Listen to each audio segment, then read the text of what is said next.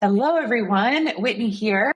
Today, we are going to dive into some more juicy, potentially spicy marketing topics with Kaytee Fisher, owner of Moxie and Fourth. Kaytee, it's so great to have you back.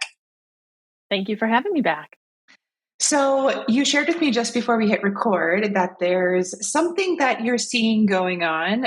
I don't know if it's social media, if it's newsletters, that's not sitting super well with you. And I would love to know because I feel like you are in such a unique position that you used to be an advisor, right? Yeah, I So was I not was an only advisor. Yeah. right, so not only do you have like an intimate knowledge and view of what we do every day, you used to do what we do. So you probably know it better than a lot of other potential marketing people that we're working with who are great at their jobs but who don't know like quite what we do as hmm intimately as you do, right?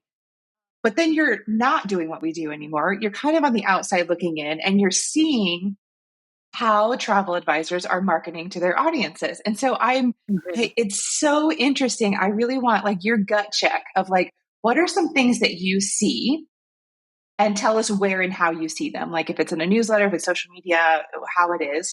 And what gives you like that, oh yeah, like she really, that's perfect. Like that really resonated, that really hit it out of the park. And then what are the things that you see that like in your gut, you're just like, oh no, Yeah. that's not, maybe that's not what you would have done, but maybe let's just say like that's not what you would have advised, or like it maybe regardless of your opinion, it didn't resonate with you as a Yeah. follower. I think that's actually most important usually, right?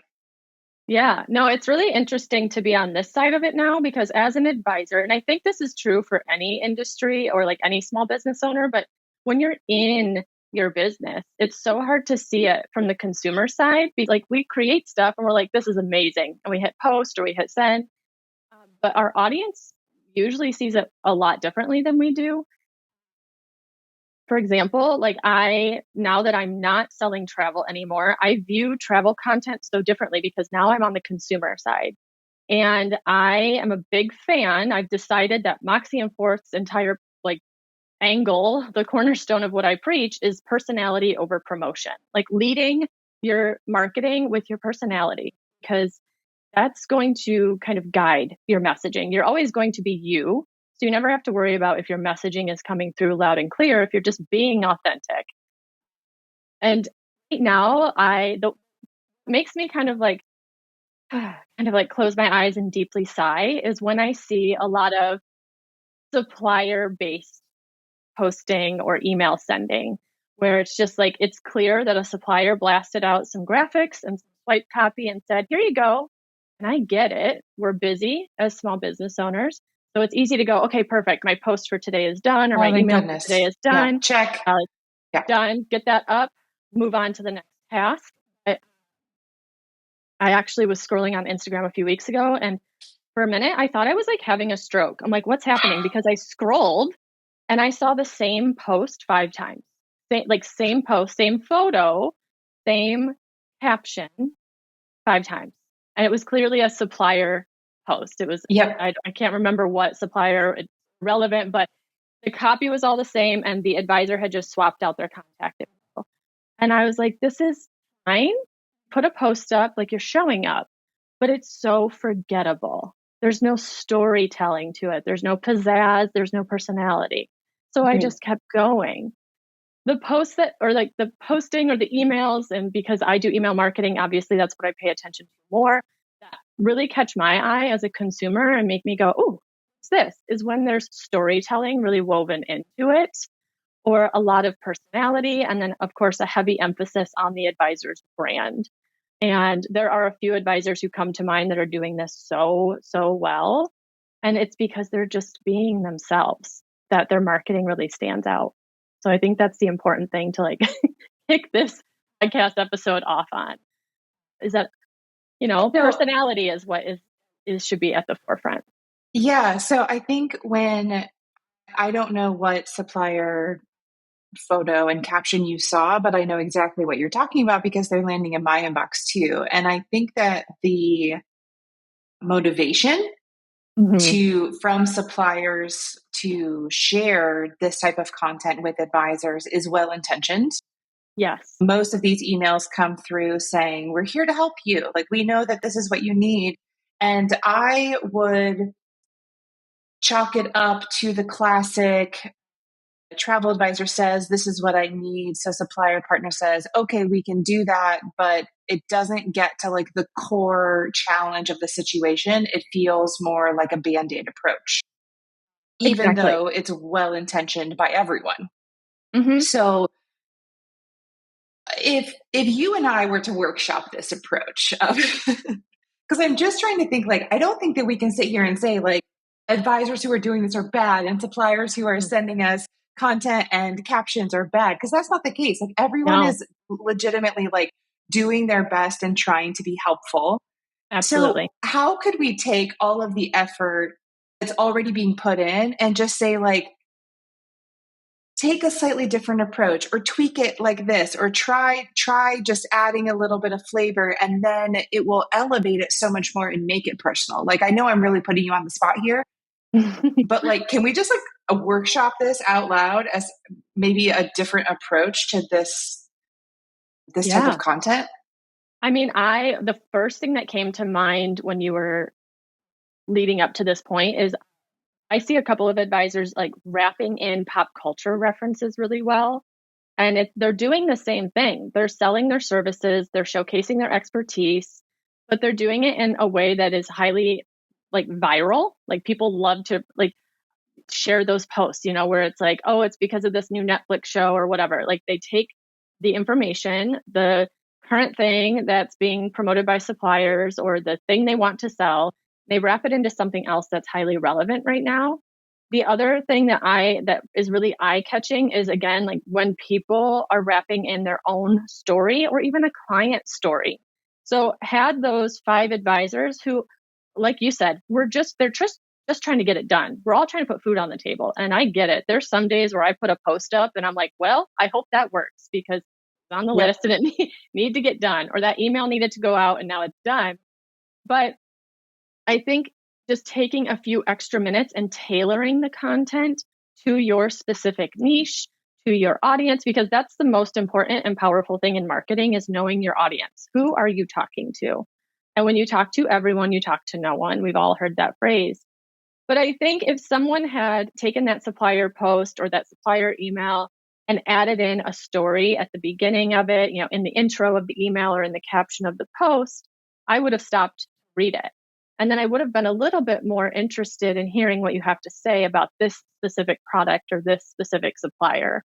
And, you could even say like, oh, I just had clients book this very same style of trip or this ship in this cruise line or whatever.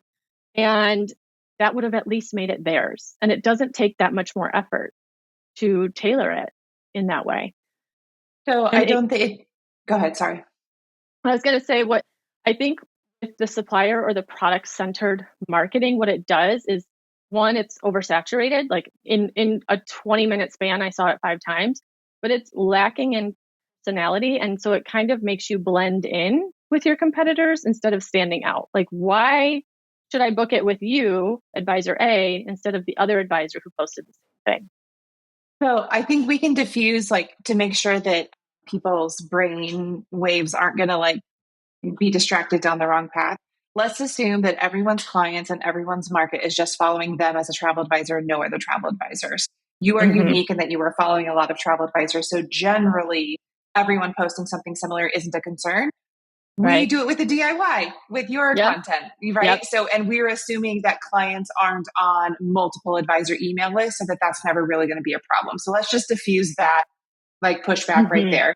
I don't I don't think it's important to know which supplier post you saw, but let's Mm-hmm. hypothetically say one was a hotel, like a specific hotel. Yep.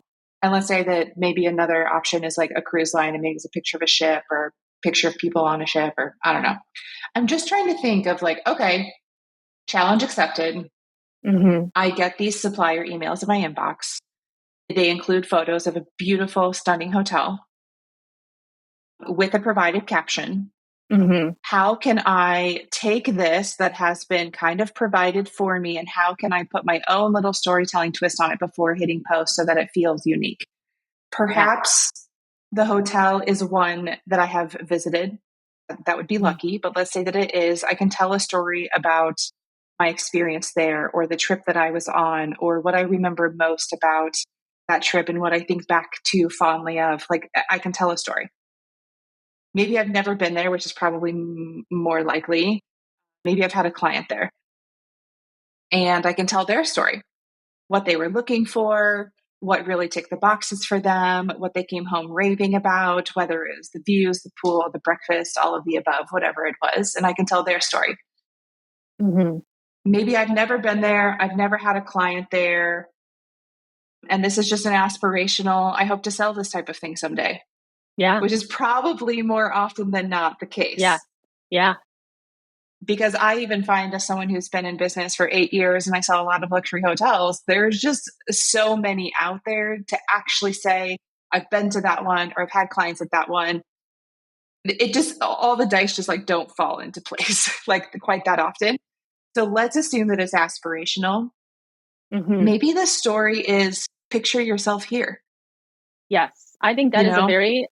I try to weave that into the content I create for my membership when I'm doing the copywriting for those editions, is like getting your audience to picture themselves there. Like, close your eyes and transport yourself to this place. Uh, the other part of what you just said actually triggered an idea for me, where if an advisor is sharing a property that is aspirational, they really want to book it, like, be honest about that. I think sometimes advisors like to act like they've been everywhere. I mean, I definitely did it on a few intake calls, like, oh, I don't want them to know I haven't been to Morocco yet, or something like that, where instead of like trying to hide it that you haven't been everywhere, talk about like, oh, I can't wait to send clients here and visit myself. And here are 5 other properties I can't wait to visit. Like, make it a list. People love lists, or talk about why that property. Why can't it, you're not waiting to visit because it's 74 acres and has 17 bungalow. Like, not itching to visit because of like the stats. You're itching to visit because it serves a purpose for you. Like, what does that serve? And then asking, I think a lot of people underestimate this in their marketing, asking your audience a question, because like that drums up the conversation. So like, explain why you can't wait to book that property or why you can't wait to visit yourself. And then, like, now that you've shared a little bit more, ask your audience to tell you, like, oh, what is it about this property that make you book a trip here? I think that's another part of, like, on top of the personality side and the storytelling and all that, is like, marketing is a conversation. It shouldn't just be you like talking at your audience, because people love to hear themselves talk. People love to answer polls. Like all of that. So engaging with your audience, it's a two-way street, really. I'm just sitting here thinking of like how you can even weave your brand experience or your client experience into it. Let's say this Mm-hmm. hotel is, let's say it's in Santorini, just because there's 3 million luxury hotels on that tiny island. So it's easy. Let's say that in your proposals, you generally like to provide 2 hotel options. So a client might see 2 hotel options in Santorini, and this that you're posting about might be one of them.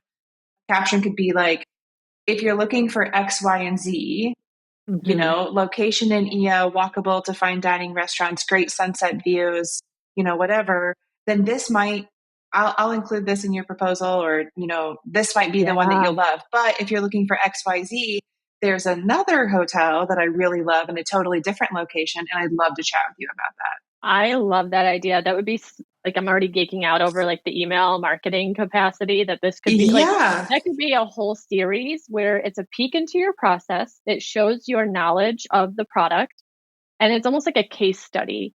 Like, you could say like, oh, client A came to me looking for this, this, and this hotel checks all the boxes. Let me tell you why. And then flipping it on its head and saying, but if that doesn't quite ring true for you, you might be interested in this. And it's still promoting a property, but not in such a like dry corporate way. Yes.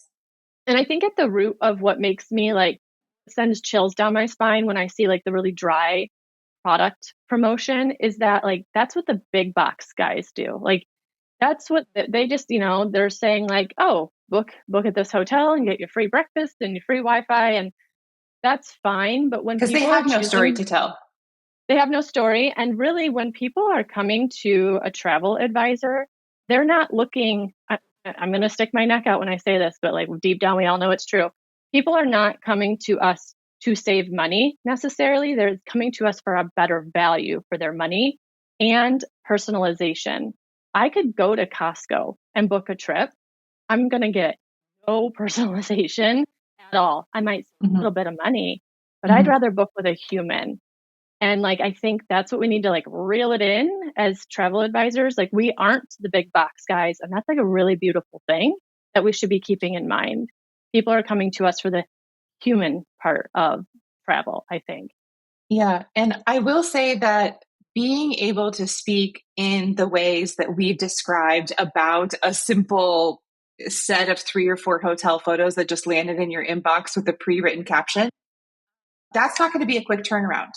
But in order to deliver on that type of post, it is going to require a touch of expertise. So whether that expertise means you've been there, you've planned a couple trips there, or you're literally on day one of being a travel advisor and you just sit down and do a little bit of research and figure out, where does one want to sleep in Santorini, and what is Fira versus Ia versus, the black sand beach on the other side of the island? Well, Google it. And within Right. 30 minutes, you're going to know more than somebody who's never Googled that. Right. Right. And Yeah. so I think that this starts to hone in on the whole reason everybody talks about niching down, knowing what you sell and what you don't sell and what you want to focus on and not focus on, and establishing an expertise and accepting the fact and owning the fact that you can't be an expert on everything. But there is a vast difference between someone who just does copy paste on something that lands in their inbox and they don't think about it twice, or someone who says, "Oh, 5 stunning pictures of a hotel in Santorini that I have actually never seen and I've never sold. I know about it, right? Because I'm Right. obviously on somebody's email list for this to even land in my inbox. But I do know about Santorini, or I can learn a little bit about Santorini and start becoming an expert. So let's tap into my expertise in order to post this in a meaningful way." And Yeah. so Exactly. the time investment is more, but the return on investment is exponentially more. Right. And that goes hand in hand with the exact opposite way of thinking is just because something lands in your inbox, whether it's swipe copy for an email or for an Instagram post, if you do not want to sell it, don't post it. Don't send it, because that's also the other side of it. People feel like, well, I got to get a post up and this supplier just sent out this copy. I'll post that. And it's like, if it's completely incongruent with your brand's messaging and what you want to sell, it like just adds to the noise. So I think like taking a minute and instead of just putting that post up or sending that email, thinking like, does this align with what I want to sell? And I love the idea of like, don't just make it a task where like, oh, I got to get this post up or I have to send out this email. Spend a few minutes like getting familiar with the product that you're about to promote, especially if you haven't been there, because you're killing two birds with one stone. You're getting a post up or you're getting an email out, and now you can actually speak to that property because you've spent a few minutes reading about it, combing through the website, something like that. So, and I think, I mean, we could probably go off on a tangent on education in the travel industry, but I mean, we all need to be like multitasking at all times as small business owners. So if you can learn something while you're creating something else, like I know it seems like, oh gosh, it took 30 minutes to get that email out or whatever. Well, now you can speak confidently on your next intake call for someone who wants to go to Santorini and stay at that hotel. So you're getting a lot done. Yes, You yes, may not yes, feel like yes, it. yes, yes, yes. I mean, this Yeah. is the first thing I'm sitting here thinking of is, if I wanted to learn about a destination or a product that I've never sold and I've never seen, the first thing I would do is open the Hive and see if they have a completed profile and see if they are represented by a representation partner. The answer is probably yes, because I've seen some of the supplier content come from either really big brands or from representation partners, which that's why I know that they are trying to provide value and they're trying to fulfill a request that has come in from travel advisors. That's why I know that the intentions are good, because I know Yeah. who's sending them. Yeah. And a lot of representation partners' websites have quick facts, highlights of why a property, why you should sell it, not just the number of rooms, but like the insights or the highlights of like why this is an interesting offer. They have Mhm. more great photos. So you could spend 5 or 10 minutes looking at their profile on the Hive, looking at their website, looking at the representation partner's website, which probably has even more information. And then Yeah. as you gather details of like, ooh, that's interesting. I definitely want to mention this in a future proposal. This is the type of client who I think would be a great fit for this property, which is a whole nother caption you could write. Like, So much content. right? Yeah.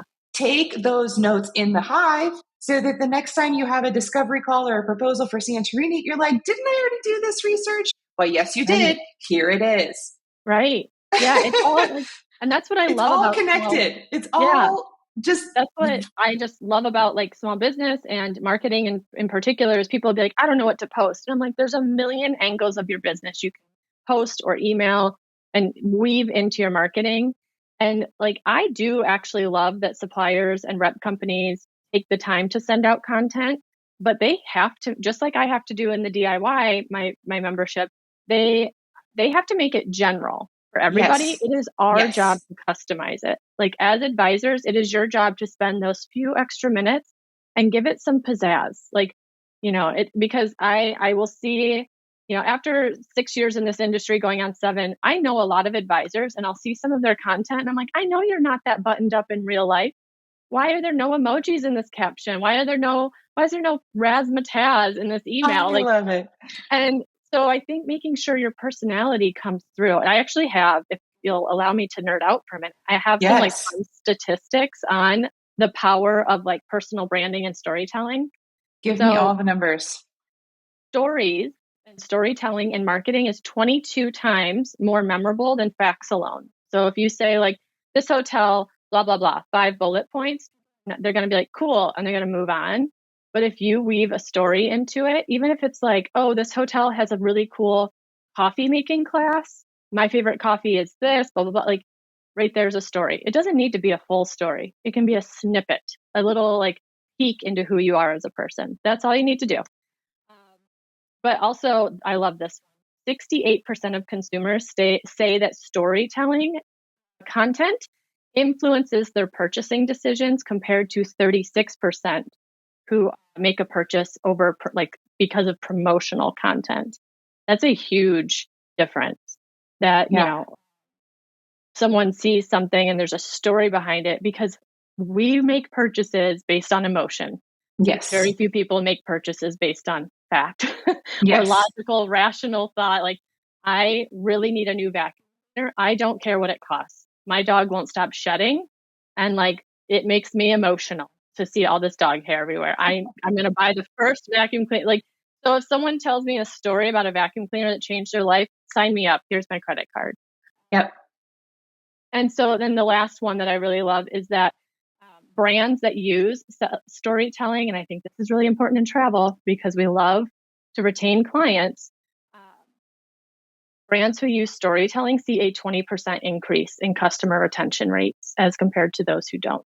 Because again, you're making a personal connection. That's what Mm-hmm. people want. So Mm-hmm. just little tidbits to keep in mind. I love it. Okay. I don't think that was too spicy. I feel like that was all just very straightforward. Mm-hmm. Just a little I, like tough love, a little a little tough honesty. love. It's not easy, but the greatest results never come from an easy solution. And this is what I've found myself repeating a lot lately to advisors is anyone who promises you that one single marketing technique is going to like score you a huge booking or like completely change your business is misleading you. It's the nicest way I can say it because marketing is a long game, whether it's email marketing, which is what I do, social media, LinkedIn, Pinterest, I don't care what it is. It like all has to work together over time to earn that trust of the consumer because what we do in travel is we are taking people's credit card and their PTO and we're promising them the world. They're not going to hand that over super easily. Like my husband and I, when we plan a trip and if we're going to splurge, it's a long decision to look at the budget and when do we want to go and all of that. So I think we also need to remember what we do. We're not selling like a cheap product on TikTok shop. We're selling Right. something huge for most Yeah. people, Yes. especially in this economy. People are being very guarded with their money right now. So making sure that we're not getting down on ourselves if that one email or that one post doesn't solutionize our whole business. Well, and would you agree that one or two quality posts per week or one or two newsletters per month is better than five posts a week or four newsletters a month that are just copy paste sent? Yeah. Like Yeah, I less is would. more. Less is more. Like more impactful, authentic marketing, I think is going to work so much better than throwing spaghetti at the wall day after day, because that clouds your marketing, really. So taking a more balanced creative approach, even if it's less frequent, as long as you're consistent. And that's kind of become a battle cry of mine lately, is that consistency is so much more important than frequency. Showing up with a consistent tone, consistent branding, consistent messaging, and building that know, like, trust. You know, frequency is important for building brand recognition and like being top of mind. But if Mhm. you're frequently showing up with like really kind of garbage content, then that's not going to matter. You know, if every time you email someone and the branding is different, it doesn't matter if you email every day because they have no idea who you are because you're looking different every time. Or if you are emailing frequently, but then someone reads the caption or they read the newsletter and it's kind of like, okay. Yep. Little by little, I would almost argue that that works against you because then I start feeling like less of an urge or a desire to open it up and read it because three or four times I've opened it and it hasn't really felt very interesting or it didn't really resonate with me or for whatever reason. But if you land in my inbox once or twice a month, or if I just see you like once a week on my scroll on Instagram, every time I read your post, like, oh, I really love these and I'm saving Yep. them or I'm sending them to a friend or my partner or whatever it is, like that's going to provide that ROI in the long run, much, much greater ROI than a high Mhm. frequency but low impact approach. Exactly. I mean, it's just, and it's way more fun to create content that, like, if you have fun creating it, I'm a firm believer that that comes through in your marketing. Where, like, I think your audience, like, let's give our audiences more credit. They can pick up on that. Like, if you slapped something together in hopes that you just like make a sale, it comes off as disingenuous, I think. Mhm. You have to nurture your audience. It's really, again, you're not going, at least from my viewpoint, where, you know, with email marketing, you're not going to send one email and get a $30,000 booking because you blasted out a Virgin Voyages promotion or something. You have to show up consistently with really high value, entertaining, engaging, inspiring content, and then occasionally ask for that sale. And there's an advisor who I know is doing this very, very well. She almost never overtly sells anything in her emails, but they're just like so thoughtful and personalized and curated. And it makes me want to respond to her and be like, book me something just because I like your You know, vibe. can you give me an example of her, like the perspective or her approach to the content that feels really thoughtful and intentional and also not overtly asking for the sale? Can you share Yeah. something that we can like feel that feels tangible that we can get our hands on? Yeah. No, one of them that stands out is just, again, back to storytelling. And I feel like a broken record saying that, but it almost feels like a pen pal type of like a letter from the owner. Like, here's what's new. Here's what I'm working on, or here's a really beautiful trip I went on, but without like this is another thing I see advisors doing a lot is like speaking the travel advisor lingo. Our audiences don't really know what a FAM is, nor do they probably care.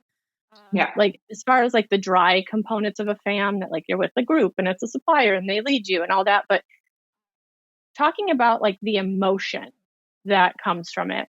This advisor, one email in particular that stood out to me that I received from her is she had just went on like a really big anniversary trip with her husband. And I believe her adult children may have been there, but she wrote about it like from the actual trip. And she's like, I'm sitting here with a hot cup of coffee next to me, just reflecting on how good this trip has been for our family and reconnecting and all that. She wasn't talking about they stayed necessarily Or the or amenities or the amenity. the Yeah, the she did not luxurious mention linens. that God-forsaken free breakfast that everyone wants to talk about all the time. She's talking about how her family was able to like press pause on daily life and get to experience this really beautiful destination together. And like these memories that they'll have forever. And I was like, well, hot diggity dog, I want that. Like, I want and that. Yeah. like who doesn't? The world we live in is so fast paced, and that's what everyone's looking for on vacation. I don't care if you're in Bora Bora or Portugal, you're looking to like reconnect either with family, friends, or yourself. And every time she shows up in my inbox, her tone, her brand, her messaging, they're all coming through, no matter what she's talking about. But at the core of it, she's weaving in the storytelling and the like deep personal benefits of travel and not the actual physical product that she's trying to Right. sell. So, And then I'm sure the um, sign off is just something like, thanks for letting me share with you. See you next week. yeah, It's just, it is what it is, but it's not a call to action. right. And like she has a nice little button that's like one like call to action button in the email that's like, if you would love to create this memory for yourself, you know where to find me type of vibes, but not like fill out my inquiry form now that you read about this. Like it's messaging, like marketing and messaging should not feel like you're forcing someone to do something. Mm-hmm. It should just feel really organic. And again, because of what we sell in the travel industry, like people are not going to go, you know what, that email, that hit the spot. Here's my credit card. I'm ready to book. Some people might do that. You might catch them at the right moment where they go, oh, we were just talking about spring break. And they fill out your inquiry form. But don't Mm-hmm. get discouraged if that doesn't happen all the time. It's about staying top of mind for when they are ready to book. Mm-hmm. That's the whole point of marketing, especially in the travel industry. I really love that example. Thank you for Mm-hmm. pulling that out of your thing. Because I'm just here to put you on the spot and see how you perform, No, Kaytee. no, But it's I feel like that is I'm, a really, really good example to understand what does storytelling actually look like in a newsletter. I don't know how to describe this way of learning, but I learn best by seeing like, this is a bad example. This is a good example. Like, mhm. oh, okay, let me go do that. Right. Rather than the like up high in the air, like just tell a story. I'm like, but tell what story? And so I feel Yeah, like with these tangible examples, it is kind of helps like pull that idea down to the ground to be like, okay, I feel like I know how to move forward with this. yeah, and I've recently started to notice, and this is my own personal take, so listeners can adapt this, but I think we are all so busy and so overstimulated that we don't give our brains any like white space to just be creative. And I've noticed that if I literally just like sit or I get on my treadmill or I go for a walk, no headphones, no podcast, no distractions, clear mind and silence, that is when all the best ideas come to me. And I Agreed. like really encourage people, especially, business owners in the travel space, to purposefully carve out white space because that's when like I sent out a newsletter on Monday and I found a way to relate my husband's marathon training to email marketing. And if that isn't a stretch, I don't know what is. But like, I promise everyone listening, you can think of a short story. It doesn't even have to be that long, a couple of sentences that you can then relate back to your audience, tie into a product promotion or a destination feature, because at the core of travel, like travel is storytelling, and if you can't find a creative way to promote travel, then like I think maybe you need to carve out some of that white space to just sit with it would be my advice. Yep. So we've got the approach down now. I feel like utilizing the tools that we have at the ready and just inserting a touch more storytelling, a touch more of our own personality. And honestly, like the storytelling does not have to come from personal experience. We have established that we can literally create the story that we want to tell around any marketing or any content that is provided for us. Mm-hmm. And then also just from newsletters, like really telling a story about our trips. Now let's shift to the cadence. Mm-hmm. One of the most common questions I've asked you, one of the most common questions I've seen you talk about in your offerings and on your social media, and one of the most common questions that I continue to hear being asked constantly is, how many newsletters should I send out in a month? As if there is a number that is the golden ticket. And if we all just do that, then the money will come flowing in. Yeah. But I wish that was the case. I wish I could say like, 7 or whatever. Yeah, And you're good like to go. if you And send it this way at this time on this date, then everyone will right. be successful. Like And if obviously I it's had, not like that. right. And if it was, I would be so wealthy and I wouldn't have to work anymore. Here we are. Exactly. So Exactly. So how I, can we think about the cadence of whether it's a newsletter, like a social media post, and then also like meshing it with the content? Like how do you, what are some of the high level like questions you would ask or you would think about if an individual advisor is trying to decide what cadence feels best for me, for my clients, for my business? yeah, I think the first question to ask yourself is what can you realistically manage? Because like I'm a big fan and I've started joking that I want to bully everybody into sending a weekly newsletter because I think a short weekly one is more impactful than one long monthly one. That's my hot take. But if you cannot manage that, then like it doesn't matter if you send a couple of weekly ones and then fall off. All of your efforts were kind of for naught. So ask yourself what you can realistically manage, and then I would say it's very similar to figuring out social media content pillars. The same applies to email marketing. Like, what type of content do you want to send out every week or every month, however often you've chosen to do it? Because again, that's where that like consistency comes in.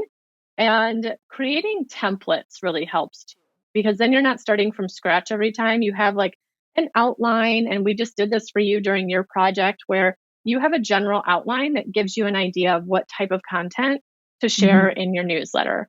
Mm-hmm. So that's where I would start. But the I'd say the most important part of that is balancing your marketing with that 80-20 ratio of giving, giving, giving, providing inspiration, education, inspiration, all that stuff. And then 20% of it being the ask, where you say like, hey, like, once in a while, I think it is a good idea to say, hey, I'm going to be closing my books for spring break. This is your final chance to submit an inquiry form. That is totally fine if you've also been nurturing your audience. You can't just pop into inboxes and be like, hey, I know I haven't sent you an email in Questions. 6 months. Yeah. But like all of a sudden there's like this, like fire under your bum to get an inquiry form in or else. Like that's a little threatening. So I think Why like did we choose violence today? like just it feels a little bit like, hey, I know I don't talk to you at all, but buy something from me. So it's a little jarring for your audience to go from silence to selling. So I think making sure that whatever cadence you decide to stick with, that it's really balanced. So you could do, your best tips for packing, and not just packing. Packing for what? Weeks in Italy, packing for a girls' trip, packing for families, like get super granular. Don't run out of content.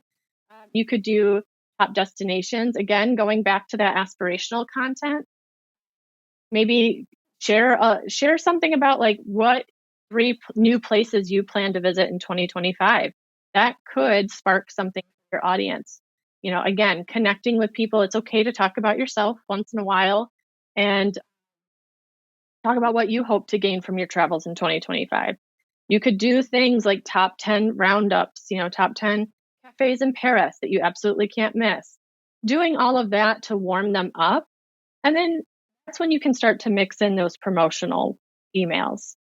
Black Friday's coming up. If, your favorite portfolio is about to have like a wild Black Friday sale, then you can go ahead and send that out to your audience. Like, hey, book this hotel with me for 5 nights, get 2 nights free, or whatever the promotion is.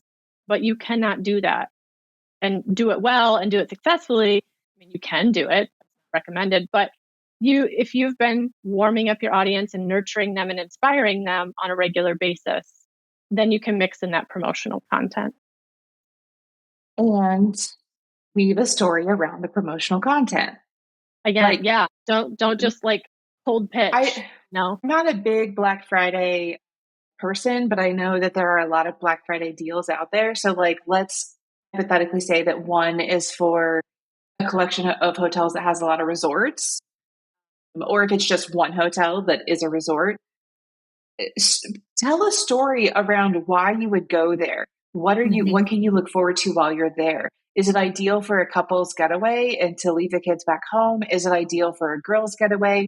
Is it both, but it just depends what you're looking for? Like, paint the picture so that Hmm. people can see themselves there and they can see that you are an expert on either that island, that destination, and maybe it's a hotel collection. Say, like, all the hotels in this collection are having a Black Friday deal. Choose this one if you want this one if you want this one if Yeah. you want that. Like, tell a story around the promotion, not just book any Belmont for 20% off. Like that's not gonna Right. Because resonate it's with it's anybody.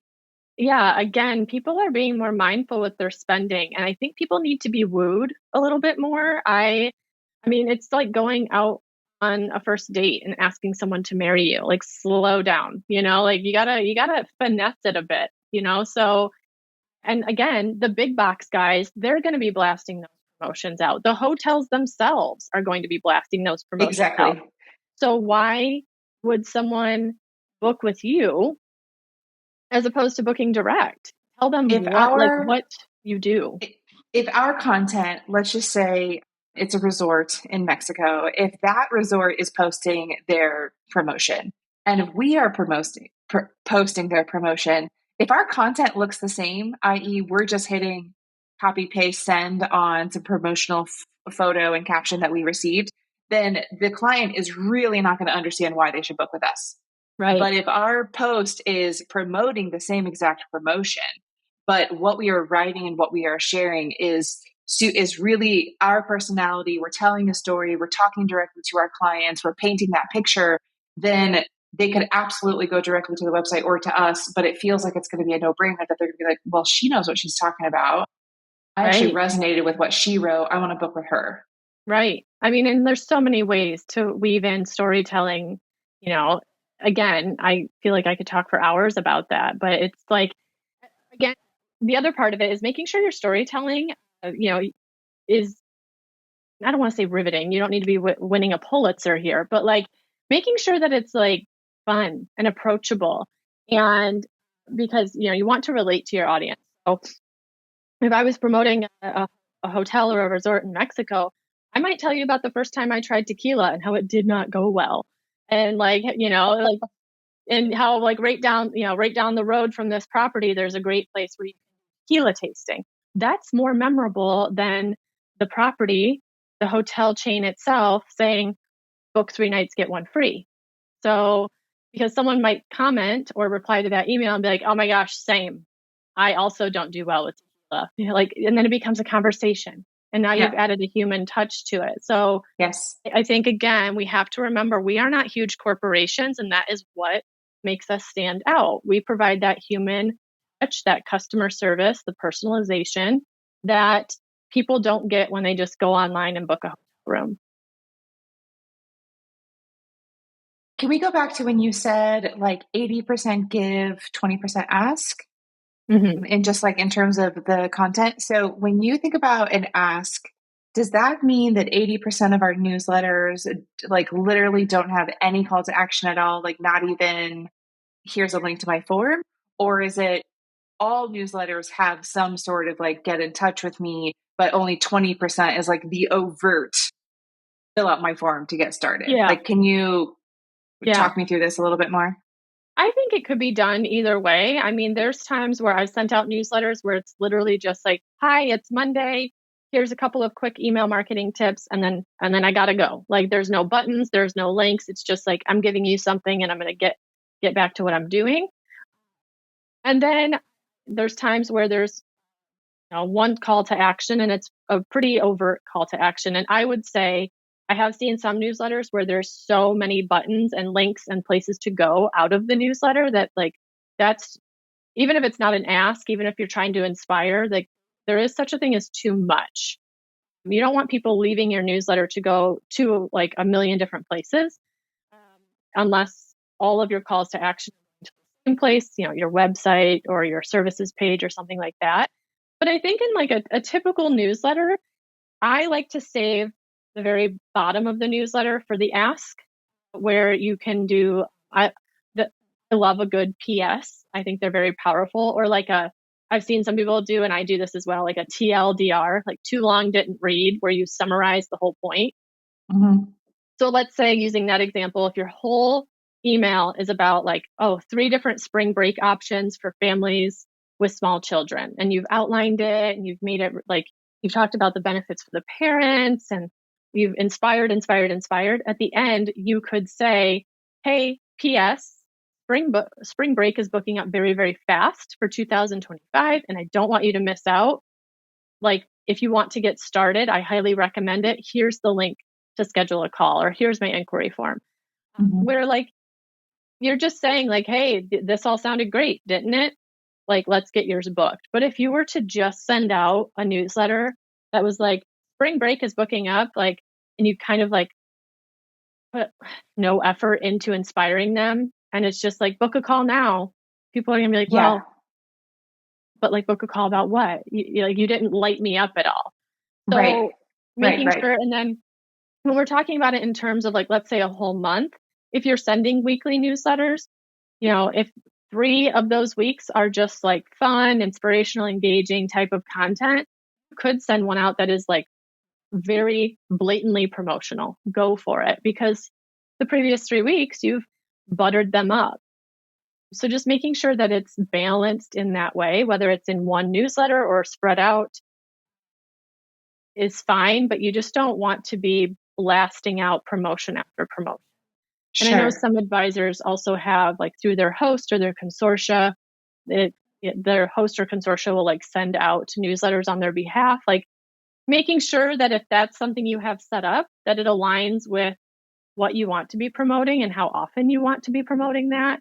And that maybe alongside that, you're sending out something really personalized, like a letter from the owner or a monthly newsletter or something, so that it's just not constant email campaigns Yeah. promoting a product or something.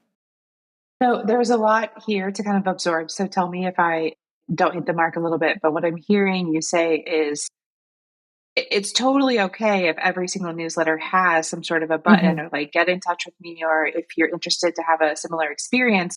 But let's say if you're sending weekly newsletters, that 3 of those are storytelling and just, sharing your point of view and your perspective, and not 4 newsletters are like promotion, buy now. Here's Mm-hmm. another offer. Hurry up and get in touch with me. Like, it just can't be all of that. And maybe 20% can be literally, Just this that. hotel has a promotion. We know you love this hotel. Let's book it. But the other Yeah. 80% needs to be a whole lot more warming somebody up and telling them Yeah. stories. And so I'm just thinking of like, again, let's give both myself and everyone listening some tangible storytelling examples. So, spring break. What narrative are we weaving around spring break that is I not, mean, you should have booked yesterday? yeah. I think right now, the trend I've been seeing that I have a feeling is going to become very popular moving into next year, spring break and beyond, is over tourism angle. That like, people, we're starting to realize like everybody and their brother is in Italy right now and forever and Like, always. And and the like, flights are absolutely yeah. bonkers. Like, And so, I'm sorry to get off topic, but I think I booked $2,000 per person flights to Italy for spring break for March, not for June or July. I thought right. getting them to go in March would be better Yeah. because they just want to do Rome. That's it. But then I just quoted flights to like random Bergen, Norway, like just not even big hotels, like multi stop Belfast, Bergen. And it was just like a cool $1,100 per person. And I'm just like, Right. folks, you got to stop going to Italy because the Right. airlines have caught on, the Yeah. hotels have caught on, like Yeah, everyone. nobody So, is asking me. It's really funny. Nobody is asking me to promote or to create Italy promotion like emails. I'm like, yeah, we're all on the same page here. We don't need to promote Italy. We all know it exists. So, but yeah. for spring break, I mean, I would lean into like the benefits of going off the beaten path, under the radar, a place that people really haven't thought of. Because I think when we think spring break, families, they're almost through the school year. Parents are tired. They've been carting the kids to and from sports and all these things. Like, and then spring break can feel chaotic when you go somewhere where everybody else is. So an idea for that, and spring break needs a lot of buildup because we come off of summer travel. everyone goes back to school, and then bam, it's the holidays. And then all of a Yep. sudden it's like spring break is here. So, I mean, you could do a week's long promotion of spring break, weekly email, and making sure you're posting consistently, highlighting like 10 different under the radar places that are great for families for spring break. Or maybe your kids are older. Maybe you don't have little kids. So even getting more granular there. So spring break with teenagers, that's, not crowded, or up and coming places for spring break. And so like putting a different spin on it, but always emphasizing the value that, you know, that you can provide in finding these like hidden gems for spring break, but making sure you're building up to that. So it's not hurry up and book your spring break, like talking months out, and how like right now there's so much availability for spring break or something like that, where people don't feel pressured to book with you. They see you as a trusted resource who knows, hey, this place is not booking up super fast because a lot of people don't know about it. Hmm. And let me tell you why it would be a great fit for you and your family of three teenagers with various, maybe all three teenagers have different interests and dislikes and all of that. But making sure that you're not waiting until we're on top of spring break or on top of festive to actually be promoting it, because that's Hmm. when that like anxious ridden last minute booking window type of Yep. marketing comes in. And like, I'm not quickly swiping my credit card for like that would stress me out as a consumer. I want to start thinking about spring break in September when the kids go back to school.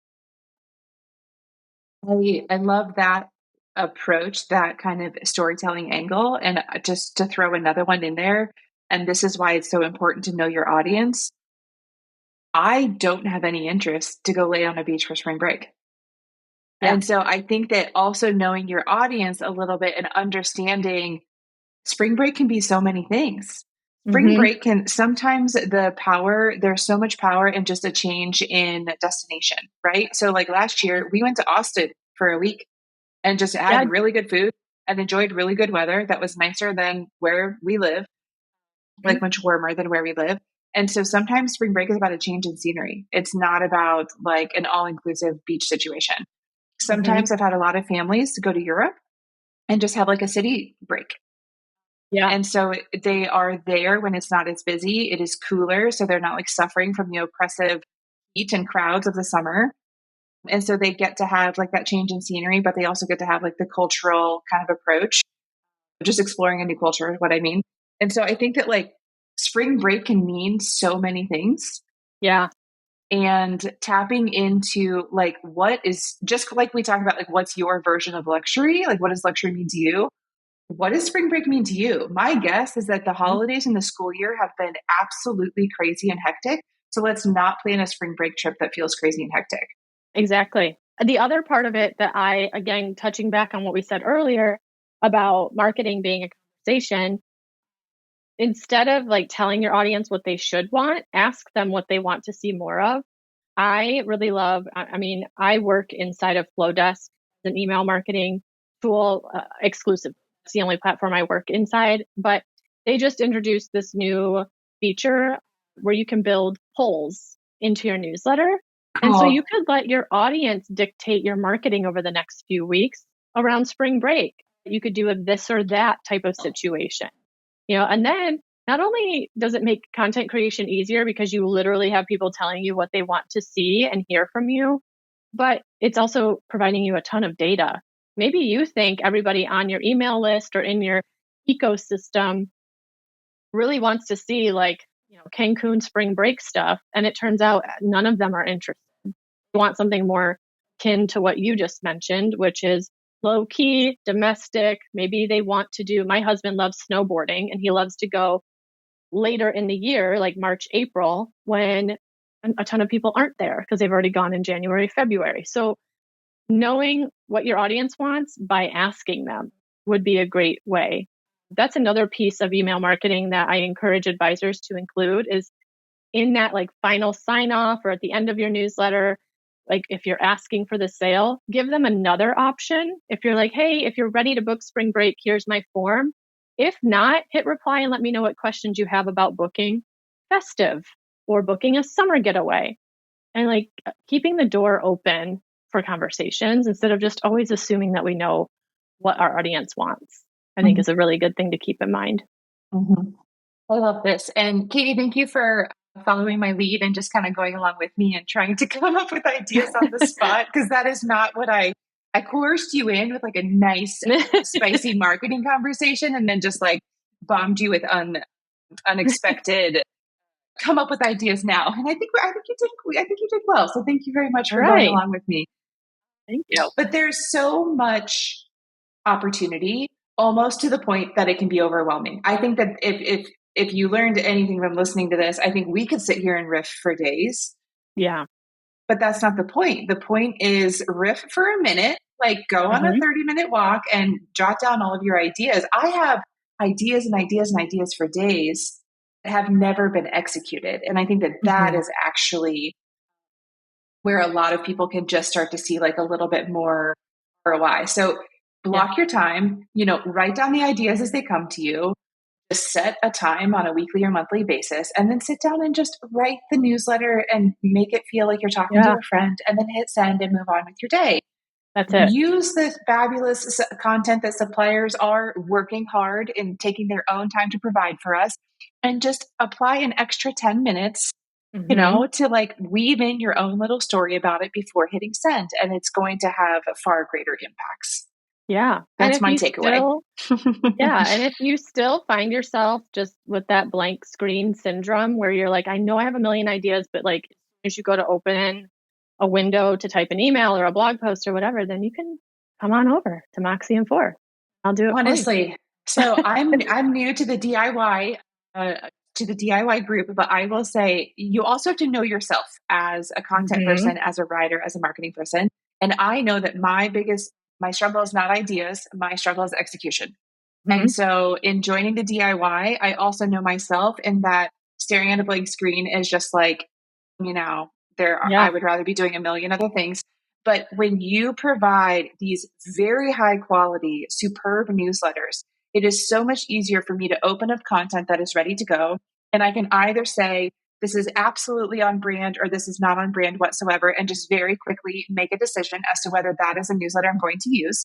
I Yep. come into it knowing that I will probably use a couple, that I will probably not use all, and that is okay. And sometimes I use all, and that's a bonus, but it's not an expectation. Hmm. Yeah. And then it also is, I know myself in knowing that when I open something and I see the content is done, it's far easier for me to tweak, to be like, oh, okay, Exactly. love that, but that's not how I would say it. Or if I wanted to tweak this to be a little bit more on brand with my new brand that I've been Yeah. developing over the last couple of months, then let's just change this word or add in this sentence. And now I've kind of made it my own, and then Hmm. hit send. So again, it's just like, utilize that content that is already like teed up for you, but consider it 80% of the way done, whether it's Yeah. supplier provided or DIY from Moxie and Forth provided. And then just Yeah. take it that final 20% by making it your own before you hit send. Yeah. And that's like my favorite part. Like, I actually am so tickled when I see how advisors have taken the content I've created and they make it their own. Nothing makes me happier. Like, I'm not like, oh, it was perfect the way I did it. Like, no, you made it perfect because you made it yours. And like, again, I don't care where you get your content from, but if you're not making it yours, it's not going to work for you.